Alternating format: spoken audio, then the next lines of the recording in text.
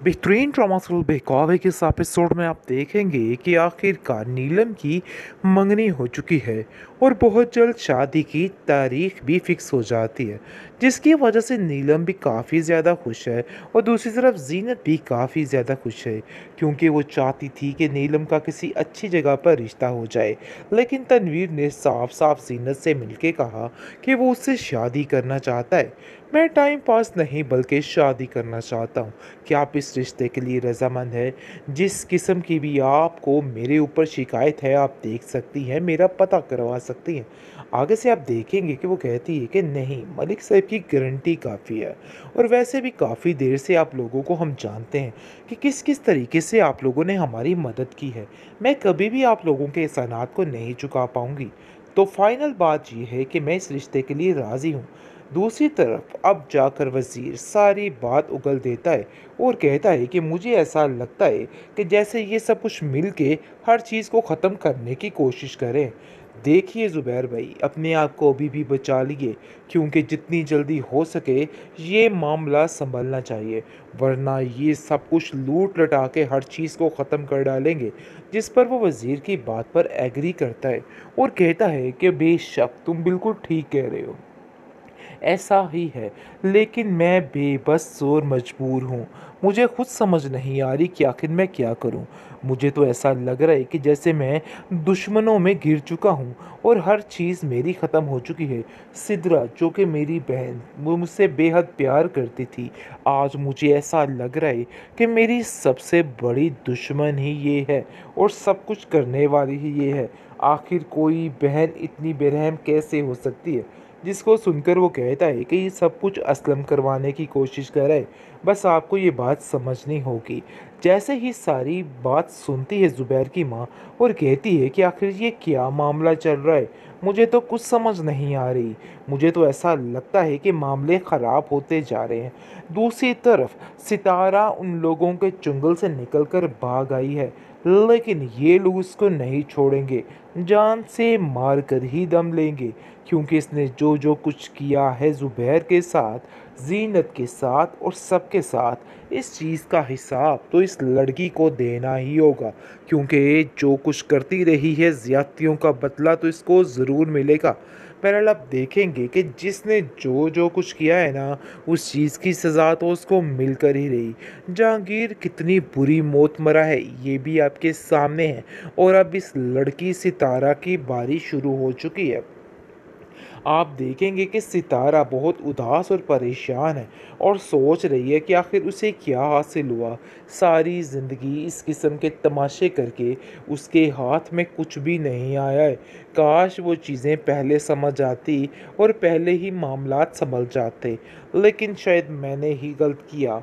दूसरी तरफ जीनत को खबर मिल जाएगी कि आखिर ज़ुबैर की क्या हालत है, जिसकी वजह से वो काफ़ी परेशान होती है और उसको ये भी पता चल जाता है कि असलम हर चीज़ पर कब्ज़ा करने की कोशिश कर रहा है, जिसको सुन के वो काफ़ी ज़्यादा हैरत ज़दा हो जाती है और कहती है कि अब तो मैं अकेली ही काफ़ी हूँ इस इंसान से बदला लेने के लिए, जिसकी वजह से वो दिन रात एक कर देगी और इन लोगों को यानी कि ज़ुबैर को इस चुंगल से बाहर निकाल लेगी क्योंकि वो जानती है कि अब ज़ुबैर के साथ कोई भी नहीं रह गया।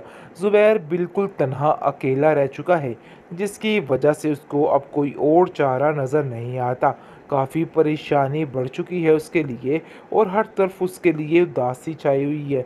ज़ुबैर को समझ आ चुकी है कि ज़ीनत के अलावा कोई भी उसका साथ नहीं देगा और ये बात उसको समझ आनी चाहिए। बेहतरीन ड्रामा थ्रिल बहकावे के इस एपिसोड में आप देखेंगे कि आखिरकार नीलम की मंगनी हो चुकी है और बहुत जल्द शादी की तारीख भी फिक्स हो जाती है, जिसकी वजह से नीलम भी काफ़ी ज़्यादा खुश है और दूसरी तरफ जीनत भी काफ़ी ज़्यादा खुश है क्योंकि वो चाहती थी कि नीलम का किसी अच्छी जगह पर रिश्ता हो जाए। लेकिन तनवीर ने साफ साफ जीनत से मिलके कहा कि वो उससे शादी करना चाहता है। मैं टाइम पास नहीं बल्कि शादी करना चाहता हूँ। क्या आप इस रिश्ते के लिए रजामंद है? जिस किस्म की भी आपको मेरे ऊपर शिकायत है आप देख सकती हैं, मेरा पता करवा सकती हैं। आगे से आप देखेंगे कि वो कहती है कि नहीं, मलिक साहब की गारंटी काफ़ी है। और वैसे भी काफ़ी देर से आप लोगों को हम जानते हैं कि किस किस तरीके से आप लोगों ने हमारी मदद की है। मैं कभी भी आप लोगों के एहसानात को नहीं चुका पाऊंगी। तो फाइनल बात ये है कि मैं इस रिश्ते के लिए राज़ी हूँ। दूसरी तरफ अब जाकर वज़ीर सारी बात उगल देता है और कहता है कि मुझे ऐसा लगता है कि जैसे ये सब कुछ मिल के हर चीज़ को ख़त्म करने की कोशिश करें। देखिए ज़ुबैर भाई, अपने आप को अभी भी बचा लिए, क्योंकि जितनी जल्दी हो सके ये मामला सँभलना चाहिए, वरना ये सब कुछ लूट लटा के हर चीज़ को ख़त्म कर डालेंगे। जिस पर वो वज़ीर की बात पर एग्री करता है और कहता है कि बेशक तुम बिल्कुल ठीक कह रहे हो, ऐसा ही है। लेकिन मैं बेबस और मजबूर हूँ। मुझे खुद समझ नहीं आ रही कि आखिर मैं क्या करूँ। मुझे तो ऐसा लग रहा है कि जैसे मैं दुश्मनों में घिर चुका हूँ और हर चीज़ मेरी ख़त्म हो चुकी है। सिद्रा, जो कि मेरी बहन, वो मुझसे बेहद प्यार करती थी, आज मुझे ऐसा लग रहा है कि मेरी सबसे बड़ी दुश्मन ही ये है और सब कुछ करने वाली ही ये है। आखिर कोई बहन इतनी बेरहम कैसे हो सकती है? जिसको सुनकर वो कहता है कि ये सब कुछ असलम करवाने की कोशिश कर रहा है। बस आपको ये बात समझनी होगी।